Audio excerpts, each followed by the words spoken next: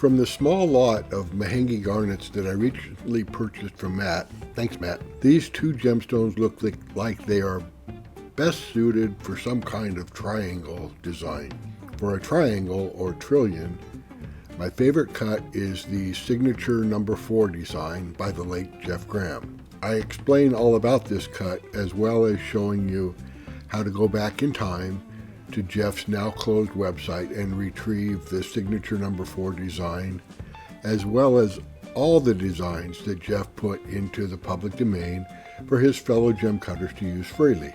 Please visit that video for details on the signature number 4 and about 3 dozen other great gem cutting designs by Jeff. If I cut these two Mahenge Garnets correctly using the signature number 4 design, this is how they should look from the top, side, and bottom. Okay, I've taken our piece of Mahenge Garnet and I've preformed it with a 320, kind of turning it more into the shape I want. So it's going to be a trillion design, flattened one side that's going to put the dop onto, and this will be the crown. The other side is not round, so the way I'm going to put this into the dop is on the bottom part in our transfer jig. I will put a dop, and I'll use some putty, modeling clay, I guess it's called. I'll put that in the bottom part of the transfer jig, and then I'll put the bottom part of the stone onto the modeling clay, which will allow it to move a little bit. Then I'll use an oversized dop and push that down from the top part of our transfer jig onto the stone. And the reason you use an oversized dop is it helps me center it, so I can, it goes right up to the edge of our triangles, and that'll allow me to center the stone as best I can.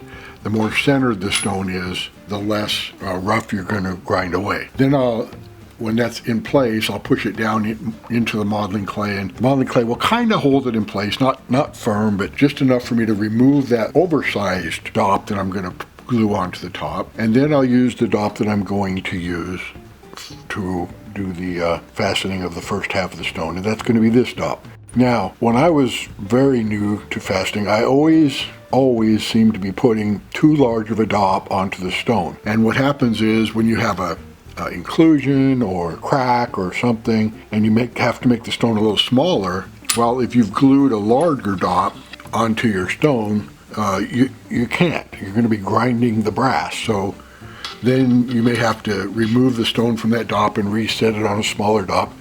So for me, I generally try to err on the side of a smaller dop than I think I'm going to need, and it'll stay in place. The super glue will hold it. And because it's a small stone, I'm going to use the super glue. I'm using Loctite 404. This one's a year old, so I keep it a year.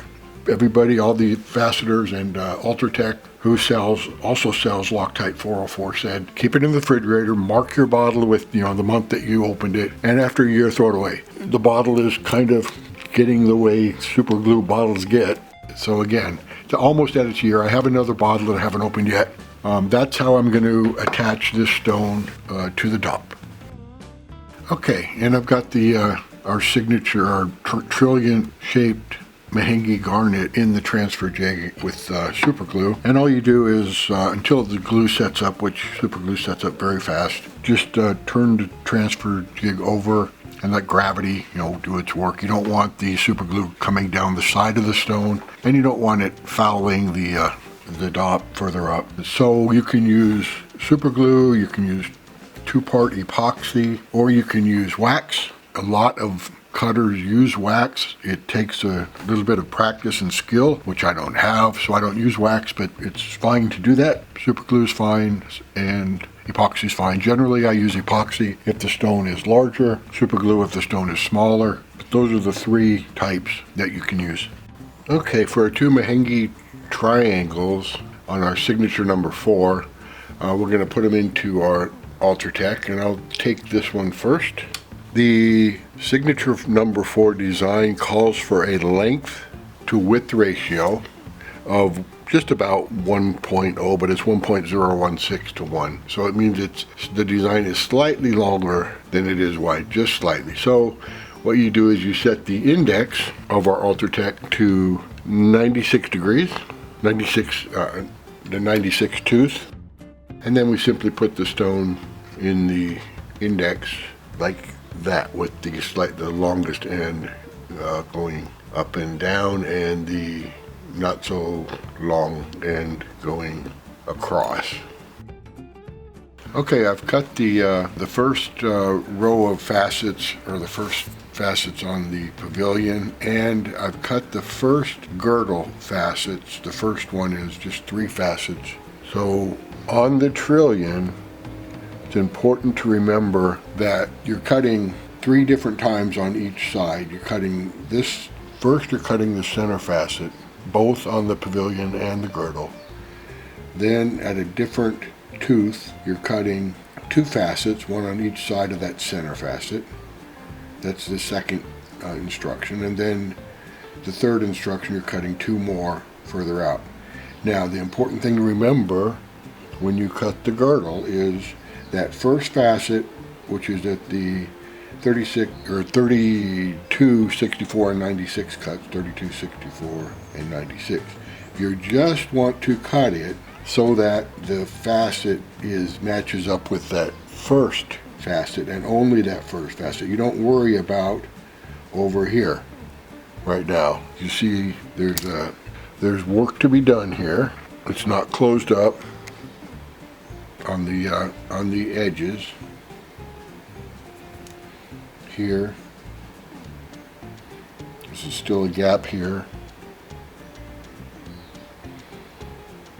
and here. But you don't worry about those right now. You just cut to make that first 90 degree, that first girdle facet flush right there, because the next, there's 3 sets of instructions for the girdle. The next one will cut here and here, and it'll have a different angle, so it'll cut up a bit, and the third one will cut up a bit more, and those will take care of this. So if you cut too far in, if you use your first girdle cut to go all the way in to take care of, you want to make if you were supposed to make a straight line all the way across, the problem is then when you cut the next 2 girdle facets, it's going to bring these sides in all the way around and make your stone, it's going to make the stone smaller, much smaller than it needs to be. So again, you just cut that first girdle cut so that it has a line right on that first facet on the Pavilion. Okay, you can see how the first cut on this second set of instructions for the girdle cut everything from here off. So we're cutting that second facet to match the girdle up with the Pavilion facet, and then it's already set, so I'll cut this one and then two on each of the sides. So you see it's slowly closing up any openings here and making, and the next cut will be this end facet. We'll match that up by cutting the girdle in a little bit to make a straight line, so there'll be a straight line all the way across, and that makes your ends a little smaller. That's why you don't cut your first girdle cut all the way in to take care of those ends. You would end up with a much smaller stone than you need. Okay, I've preformed our Mahenge Garnet using a 600 grit topper, and again, when I did the girdle, let me zoom in on that so you can see.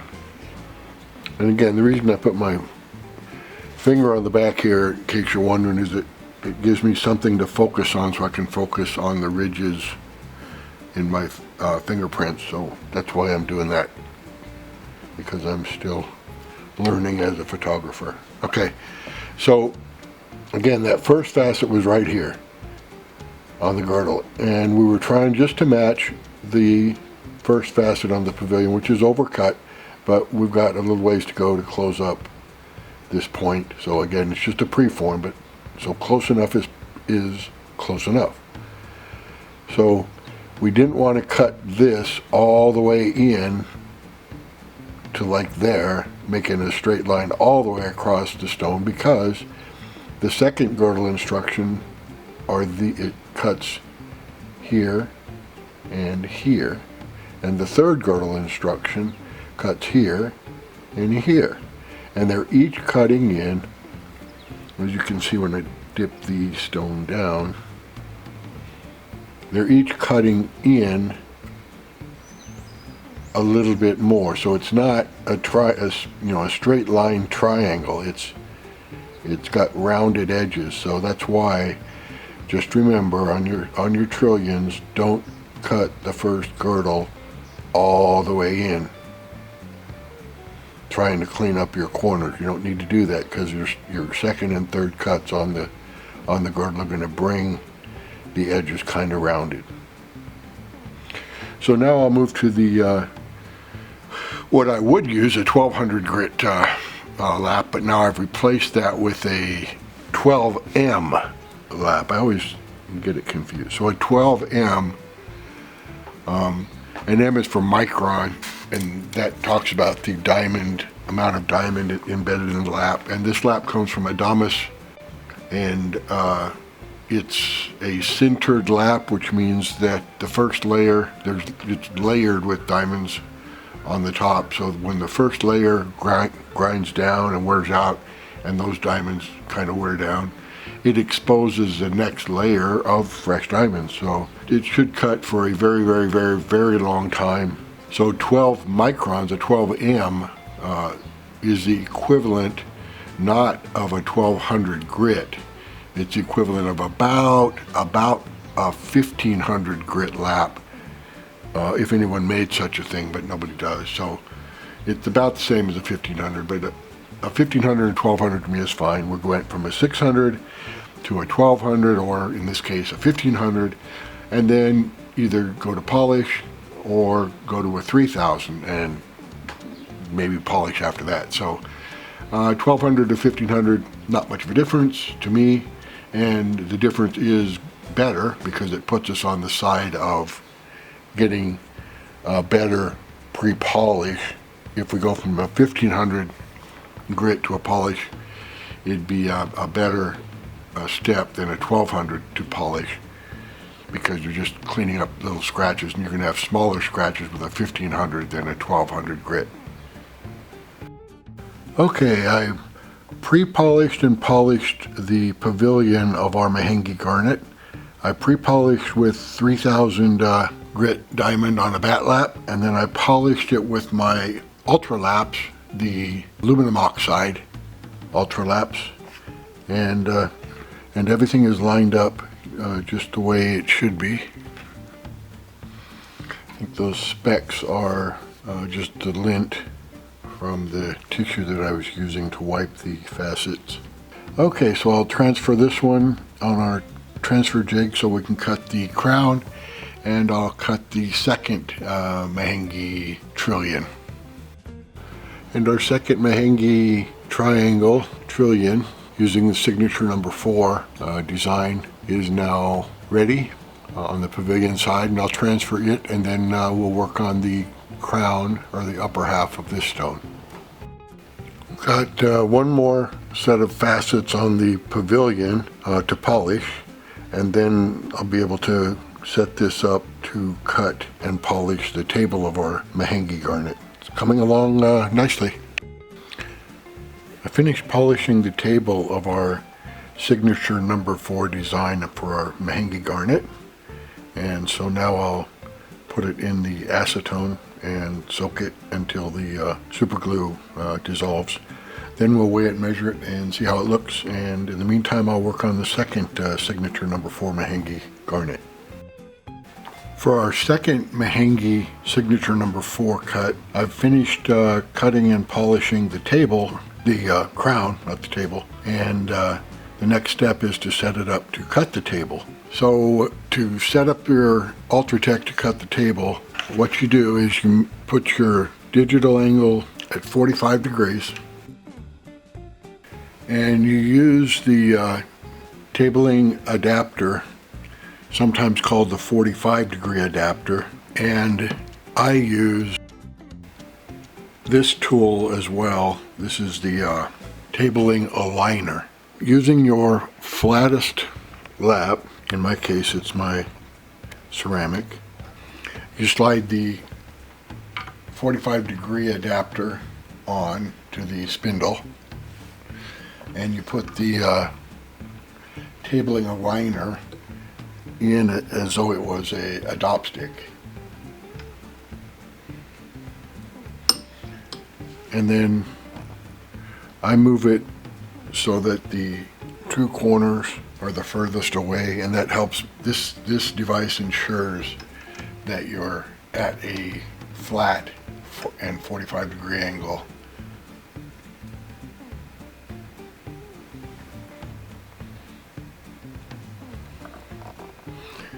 So 45-degree angle with the Ultratech and the 45-degree tabling adapter means you'll get 90 degrees. So then you tighten the two set screws on your tabling adapter. You remove the tabling aligner, and you put your dop with your stone into the tabling adapter. I move it all the way up to where the part of the dop that is the same size as the hole goes in. And I always, just out of habit, put it this way where the 45-degree angle's that way. I don't think it makes any difference. I'm sure it doesn't. But I just do it the same way every time. So then you're ready to cut the flat part or the table of your stone. And you just put whatever lap you need. I think I just use my 12M lap because there's not much to cut. So I'll do 12M and then the 3000 grit diamond on a bat lap, and then the ultra lap aluminum oxide, which is how I've been polishing this stone. So let's see how that works out for the table. I finished polishing the table of our second Mahenge Garnet. I think that's one of the reasons that I like more and more often cutting two stones at the same time using the same design, is that what I see over and over again is the first stone may give me a little bit of a problem in certain areas, and I get frustrated with it. And then when I move to the second stone, it's a breeze. So cutting this table was issue-free, quick, easy, just like it should be. And I think it's because I had just got done cutting the first Mahenge, and I did all my struggles there. So where I can, I think more often than not, I will, generally cut two stones they're not at the same time, but one after the other with the same design. In some cases, I'll take advantage of the key dop feature of the Ultratech so that you can go from one stone to the next stone without changing your lap, without losing your calibration for your stone. But even when I don't take advantage of the key dop, or the shape of the stone doesn't allow for that, I do think I'll use two stones at a time much more often. Again, the second one makes up for all the frustrations that the first one gives you. Why don't you give it a try and tell me what you think? I really like the way the signature number 4 turns out every time I cut it. I think these Mahenge Garnets turned out super with this cut. What do you think? Now the signature number 4, I think, is fairly straightforward and easy cut for most gem cutters, all gem cutters. I wouldn't cut it as one of my first 3 stones as a new cutter, but as a new cutter, after you've done a round or a square or oblong emerald shape, then I would try the signature number 4. I think you'll like it. Happy fasting, everyone.